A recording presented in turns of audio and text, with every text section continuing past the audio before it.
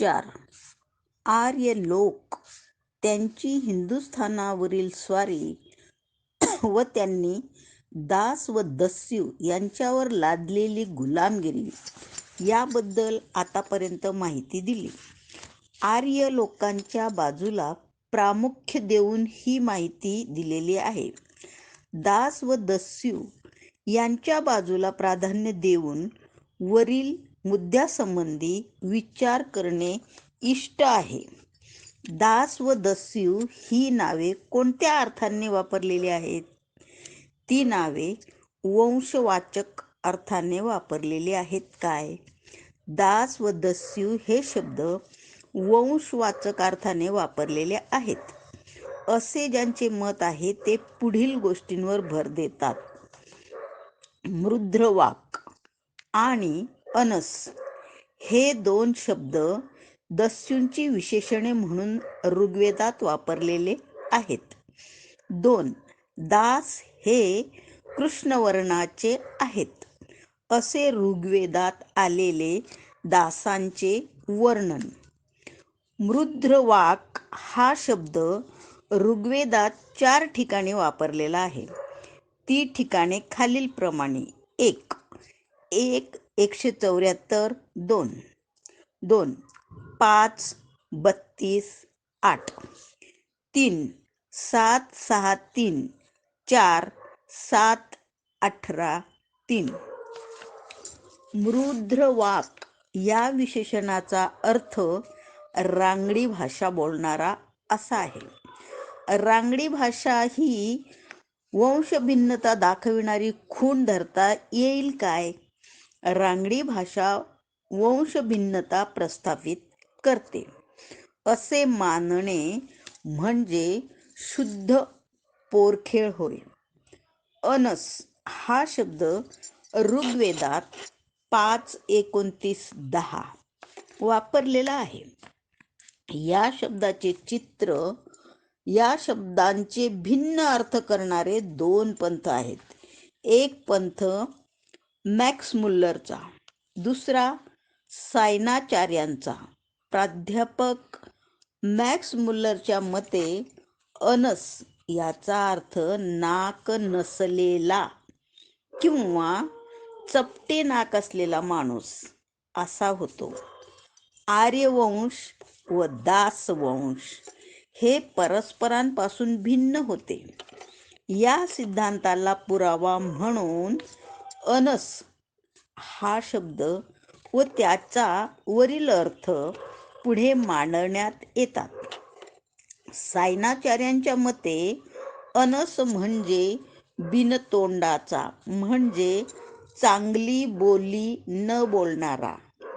प्राध्यापक मुल्लर व सायनाचार्य हे अनस हा शब्द निरनिराळ्या पद्धतीने उच्चारतात म्हणून त्यांचे अर्थ भिन्न झालेले आहेत. अधिक नस असा उच्चार प्राध्यापक मुल्लर करतो, तर अन अधिक अस असा उच्चार सायनाचार्य करतो. प्राध्यापक मुल्लरच्या उच्चाराप्रमाणे अनसचा अर्थ नाक नसलेला असा होतो. प्राध्यापक मुल्लर व सायनाचार्य यांच्या उच्चाराप्रमाणे कोणता उच्चार बरोबर धरावा? सायनाचार्यांचा उच्चार चुकीचा आहे असे अनुमान करण्यास काही कारण नाही. उलट अंशी त्यांचाच उच्चार बरोबर आहे असे मानण्यास बरेच पुरावे आहेत. एक पुरावा असा की सायनाचार्याच्या उच्चाराप्रमाणे अनस या शब्दाचा अर्थहीन वाटत नाही. दुसरे कारण असे की दस्यू हे बिन नाकाचे लोक आहेत असा उल्लेख वैदिक वाङ्मयात कोठेही सापडत नाही. असे असता बिन नाकाचे लोक असा अर्थ होईल अशा हेतूने अनस या शब्दाचा उच्चार करणे रास्त नाही. अनस हा शब्द मृध्रवाक या शब्दाचा समानार्थी शब्द आहे असे समजूनच अनसचा उच्चार केला पाहिजे. वरील विवेचनावरून हेच दिसून येते की दस्यू हे आर्य वंशांपेक्षा इतर वंशाचे लोक होते असा निष्कर्ष काढता येत नाही. दास हे कृष्ण योनी आहेत असे ऋग्वेदात वर्णन आहे. 6:48-21 या वर्णनावरून काही निष्कर्ष काढण्याच्या अगोदर इतर काही गोष्टींचा विचार करणे जरूर आहे. पहिली गोष्ट अशी की कृष्ण योनी हे दासांचे वर्णन ऋग्वेदात फक्त एकाच ठिकाणी 6:48-21 आलेले आहे. दुसरी गोष्ट अशी की हे वर्णन खरेखुरे आहे की केवळ अलंकारिक स्वरूपाचे आहे हे समजून घेतले पाहिजे. तिसरी गोष्ट अशी की कृष्ण योनी हे शब्द ऋग्वेदात वापरलेत ते दास हे खरोखरच काळ्या रंगाचे होते ही वस्तुस्थिती दाखवण्यासाठी की दास कृष्णवर्णी नसताही त्यांना ते शब्द अपमान करण्याच्या हेतूने वापरले होते हे समजणे कठीण आहे. वरील सर्व मुद्द्यांची बरोबर फोड करून सांगितल्याशिवाय दास हे कृष्णयोनी आहेत असे ऋग्वेदात म्हटले आहे केवळ यावरून ते कृष्णवर्णी वंशाचे असावेत असा निष्कर्ष काढणे योग्य होणार नाही. या बाबतीत ऋग्वेदातील खालील ऋचा लक्षात घ्याव्यात. 1. ऋग्वेद 6:22-10 हे वज्री, तू तुझ्या शक्तीने दासांना आर्य करून टाकलेस, दुष्ट लोकांना तू सुष्ट केलेस, ती तुझी शक्ती आम्हाला दे म्हणजे तिच्या प्रभावाने आम्ही आमच्या शत्रूंना पादाक्रांत करू. 2. ऋग्वेद 10:49-3 इंद्र म्हणतो, मी दस्यूंचे आर्यत्व नष्ट केले आहे. 3. ऋग्वेद 1:151-3 151:8 हे इंद्रा, आर्य कोण आहेत व दस्यू कोण आहेत हे तू शोधून काढ आणि आर्य व दस्यू यांना परस्परांपासून दूर ठेव. वरील ऋचांवरून असे स्पष्ट होते की आर्य व दास आणि दस्यू यांच्यात जो भेद होतो तो शारीरिक स्वरूपाचा किंवा वंशसूचक वर्णाचा नव्हता अशी वस्तुस्थिती होती.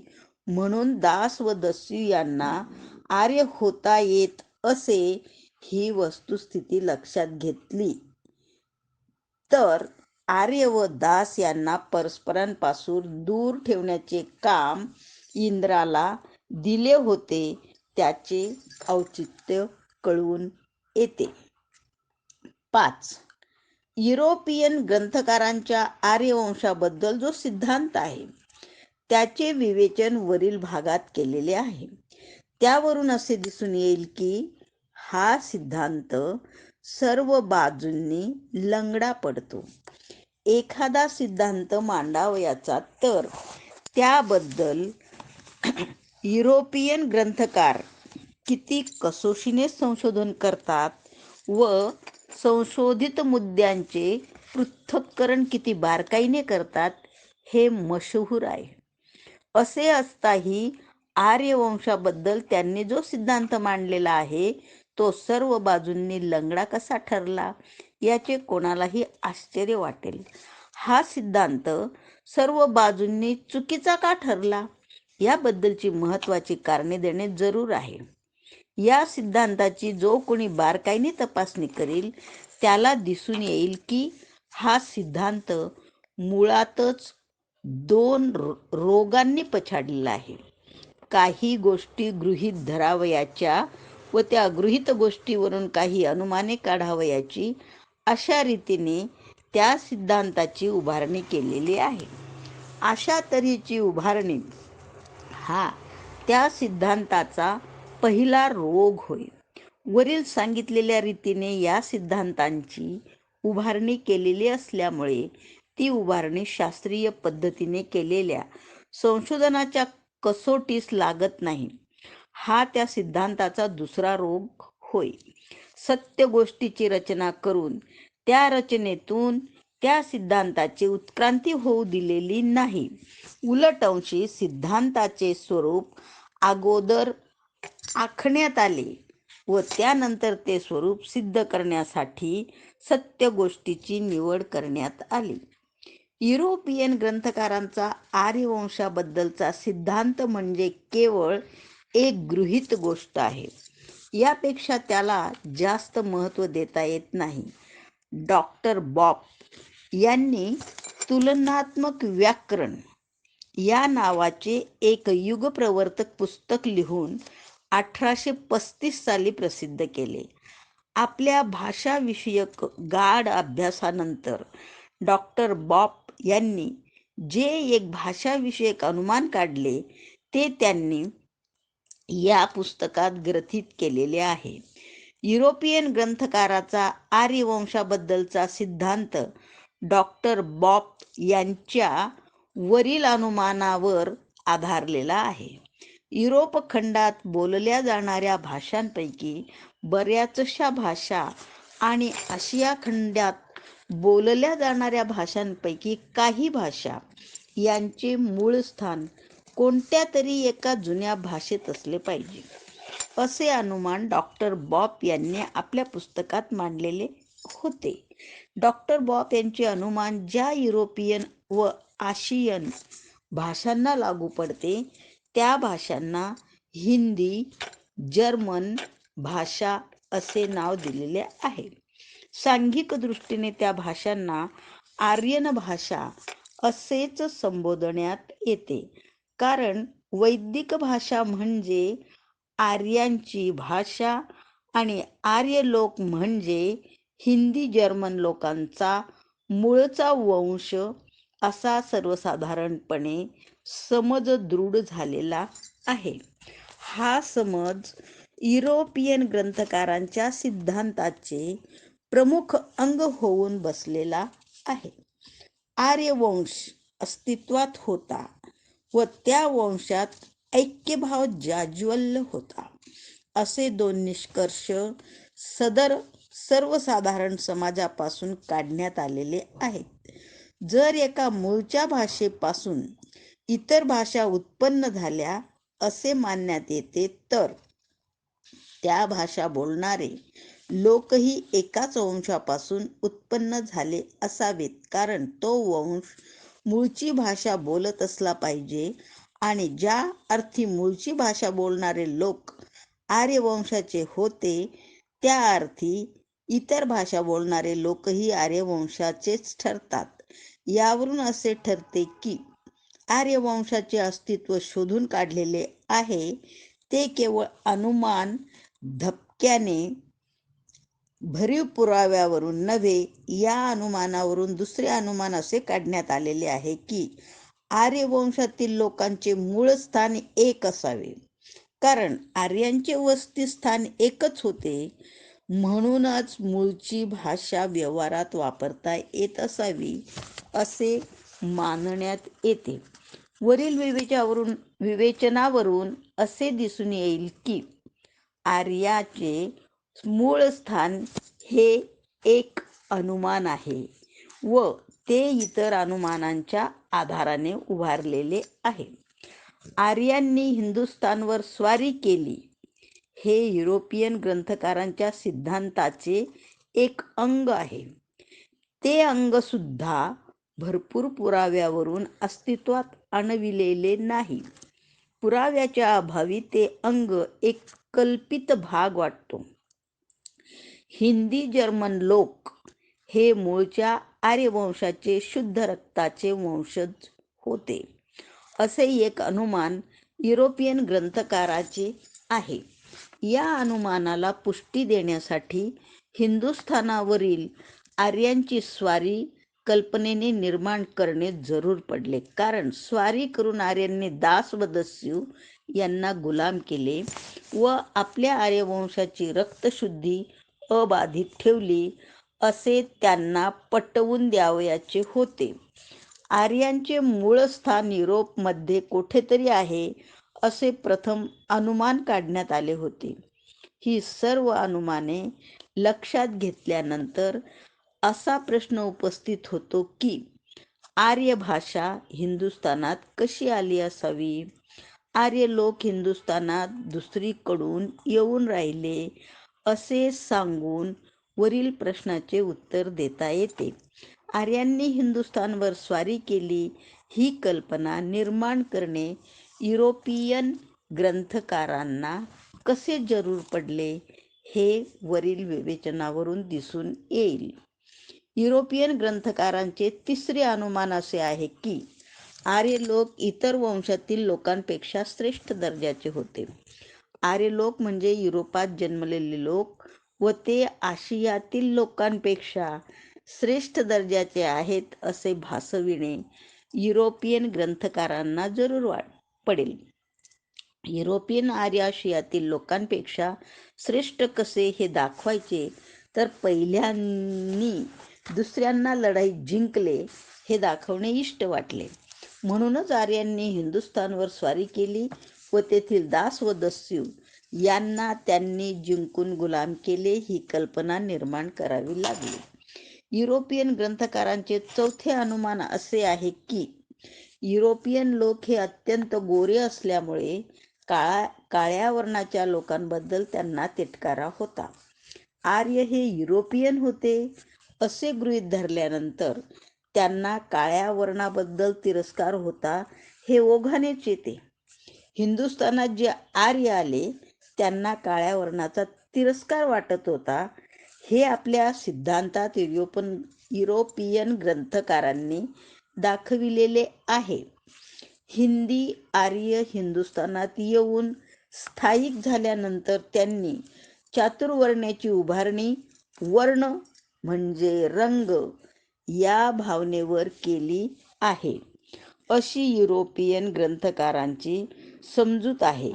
युरोपियन ग्रंथकारांची उपनिर्दिष्ट अनुमाने कशी चुकीची आहेत याबद्दल स्पष्ट खुलासा केलेला आहे.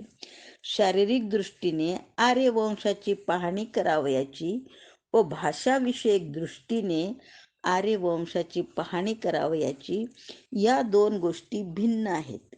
शारीरिक दृष्टीने पाहता आर्य वंशाचे मूळ स्थान एका ठिकाणी होते आणि भाषाविषयक दृष्टीने पाहता आर्यवंशाचे मूळ स्थान निरनिराळ्या ठिकाणी होते. अशा गोष्टी असणे शक्य आहे. आर्यवंशाचे लोक ज्या भाषा बोलतात त्यांची रचना सर्वसाधारणपणे सारख्या स्वरूपाची आहे व त्या भाषांची मूळ जननी एक भाषा होती. या पायावर युरोपियन ग्रंथकारांनी आपल्या सिद्धांतांची उभारणी केलेली आहे. आर्य बाहेरच्या देशातून हिंदुस्थानात आले व त्यांनी हिंदुस्थानवर स्वारी केली ही विधाने भरपूर पुरावे देऊन युरोपियन ग्रंथकारांनी सिद्ध करून दाखविलेली नाहीत.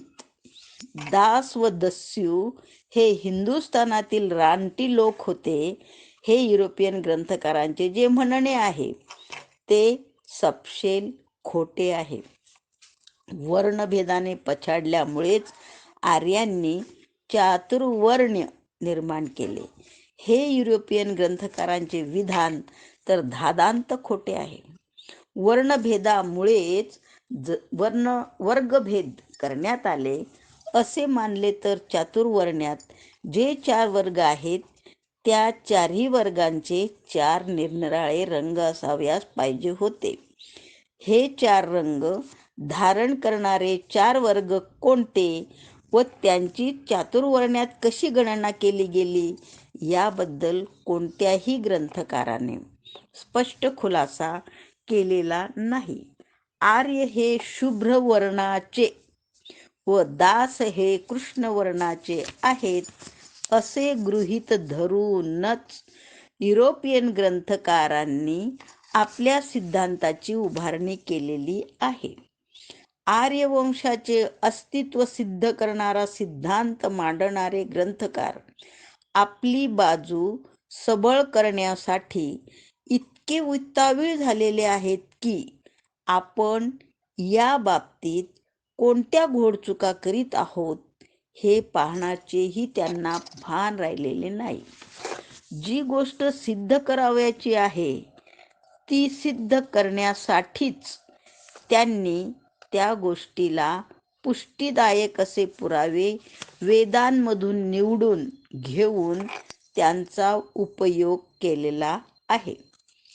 पक्षप्रतिज्ञा उत्तम रीतीने मांडणे हा शास्त्रशुद्ध पद्धतीचा आत्मा आहे, असे प्राध्यापक मायकेल फॉस्टर यांनी कुठेतरी म्हटलेले आहे.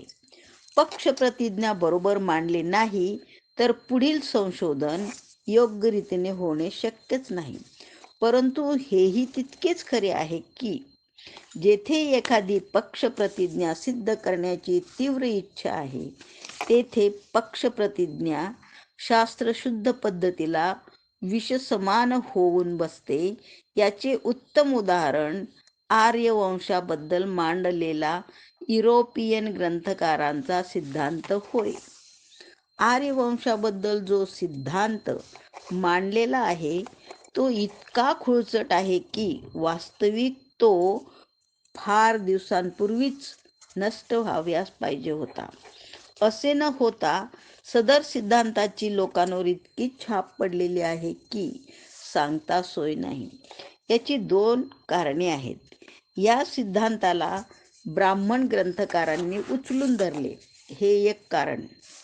एशियन लोकांपेक्षा युरोपियन लोक श्रेष्ठ आहेत असे या सिद्धांतात म्हटलेले आहे. ब्राह्मण ग्रंथकार हिंदू असून सुद्धा सदर सिद्धांत मान्य करण्यास ते कसे तयार झाले हे एक मोठे आश्चर्य आहे.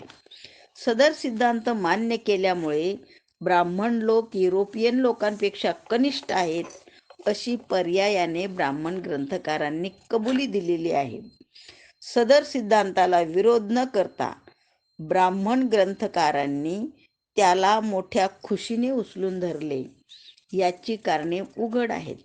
ब्राह्मणांची द्विराष्ट्रवादाला मान्यता आहे. आपण आर्यवंशाचे आहोत आणि बाकीचे हिंदू अनार्य वंशाचे आहेत असा ब्राह्मणांचा दावा आहे. युरोपियन ग्रंथकारांचा सिद्धांत आपण उचलून धरला तर त्यामुळे आपण युरोपियन वंशाचे नातलग ठरतो आणि त्या मानाने युरोपियन लोकांप्रमाणे इतर अनार्यांवर अनियंत्रित सत्ता गाजवायला आपणाला अधिकार मिळतो असा ब्राह्मणांचा समज झालेला असावा. म्हणून त्यांनी युरोपियनांचा सिद्धांत शिरोधार्य मानला असावा. आर्यांनी हिंदुस्थानवर स्वारी करून तेथील रानटी अनार्यांना जिंकले हा जो सिद्धांताचा एक भाग आहे तो तर ब्राह्मणांना फारच आवडलेला आहे. कारण ब्राह्मणेतरांवर पूर्वी ब्राह्मणांचे जे श्रेष्ठत्व अनेक वर्षापासून स्थापन झालेले आहे त्याला पुष्टीदायक पुरावा या भागात मिळतो. म्हणून त्या भागाला ब्राह्मण लोक विशेष महत्त्व देतात. आर्यवंशाबद्दलचा सिद्धांत हा यापूर्वीच का नष्ट झालेला नाही? याचे दुसरे कारण असे की वर्ण म्हणजे रंग असे मत युरोपियन ग्रंथकारांनी वेळोवेळी प्रकट केले व त्या मताला ब्राह्मण ग्रंथकारांनी उचलून धरले. हा सिद्धांत बळकट होण्याचे मुख्य कारण हेच आहे. वर्ण म्हणजे रंग असे जोपर्यंत मत प्रचलित राहील तोपर्यंत युरोपियन ग्रंथकारांचा सिद्धांत अबाधित राहील याबद्दल शंका नाही. आर्यवंशाच्या सिद्धांताचा हा जो भाग आहे तो अत्यंत महत्त्वाचा आहे व म्हणून त्याबद्दल जास्त खोल विचार करणे जरूर आहे. या भागाचा विचार तीन निरनिराळ्या दृष्टीने केला पाहिजे. 1. युरोपियन वंशाचे लोक गोरे होते की काळे? 2. हिंदी आर्य लोक गोरे होते काय? आणि 3. वर्ण याचा मूळचा अर्थ काय? फार प्राचीन काळच्या युरोपियन लोकांचा वर्ण कोणता होता याबद्दल साधक बाधकपणे विचार करून प्राध्यापक रिप्ले यांनी आपले असे ठाम मत बनवलेले आहे की तो काळा होता. ते म्हणतात, races of Europe by prof Ripley P 466. आत्तापर्यंत अनेक पुराव्यांची छाननी करून आपली अशी खात्री पटली आहे की प्राचीन काळचे युरोपियन लोक लांब डोक्याचे व कृष्ण वर्णाचे होते. दक्षिण फ्रान्समध्ये क्रो-मॅग्नॉन जातीचे जे लोक सध्या राहतात त्यांचे इतिहास पूर्व जुनाटपण आपण सिद्ध केलेले आहे. या जातीतील जे शेतकरी आहेत त्यांचे काळे केस व डोळे उठावदारपणे लक्षात भरतात. या लोकांची व ब्रिटिश बेटातील लोकांची तुलना करून पाहिले तर असे दिसून येते की वेल्स, आयर्लंड आणि स्कॉटलंड या देशातील भुरक्या केसांचे लोक हेच ब्रिटनच्या प्राचीन काळच्या लोकांचे वंशज असावेत असे वाटते. याशिवाय गॉरफॅग्नॉन या विचित्र प्रदेशाकडे पाहिले तर आपणाला तेच दिसून येते. उत्तर इटलीत पूर्वी होऊन गेलेले लिगुरियन नावाचे लोक गॉरफॅग्नॉन येथेच फार दिवस राहिले होते. या प्रदेशातील रहिवाशांचा रंग गरगरीत काळा होता. सर्वसाधारण दृष्टीने पाहिले किंवा प्रादेशिक परिस्थितीप्रमाणे पाहिले तरी असे दिसते की युरोपातील फार प्राचीन काळचे लिगुरियन लोक हे रंगाने काळे असले पाहिजेत. या लोकात भूमध्य समुद्राच्या रहिवाशांच्या रंगरूपाची छटा होती. स्कॅन्डिनेव्हियन रहिवाशांच्या रंगरूपातील छटा नव्हती. आर्य लोकात वर्णभेदाचा भाव होता हे दाखविणारे काही पुरावे वेदात मिळतात की नाही ते पाहू गेले तर ऋग्वेदातील काही भागातच याबद्दल काही उल्लेख आढळतात. श्राव्य आणि ऋषती यांचे लग्न अश्विनी कुमारांनी जुळविले असा उल्लेख ऋग्वेदात 1:117:8 आहे. श्राव्य हा काळा होता व ऋषती ही निमगोरी होती. वंदन याचे प्राण वाचवावे म्हणून अश्विनी कुमारांनी ऋग्वेदात 1:117:5 प्रार्थना केलेली आहे. वंदन याचा रंग पिवळा होता. काही विशिष्ट गुणांनी युक्त आणि तांबडसर पिंगट रंग असणारा असा मुलगा मला दे अशी देवाची प्रार्थना एक आर्य करीत आहे असा उल्लेख ऋग्वेदात 2:3:9 सापडतो. वर दिलेल्या उल्लेखांवरून असे दिसून येईल की वैदिक आर्यांमध्ये वर्णभेदाचा भाव उत्पन्न झालेला नव्हता. वैदिक आर्य स्वतः एका विशिष्ट रंगाचे नव्हते तर मग त्यांच्यात वर्णभेदभाव कोठून उत्पन्न होणार? वैदिक आर्यांचे रंग निरनिराळे होते. काहींचे रंग तांबूस होते, काहींचे पांढरे आणि काहींचे काळे. दशरथाचा मुलगा राम याचे वर्णन श्याम म्हणजे काळ्या रंगाचा असे केलेले आहे. यादव वंशातील कृष्ण याचेही तसेच वर्णन केलेले आहे. राम व कृष्ण हे दोघेही वेगवेगळ्या आर्यवंशाचे होते.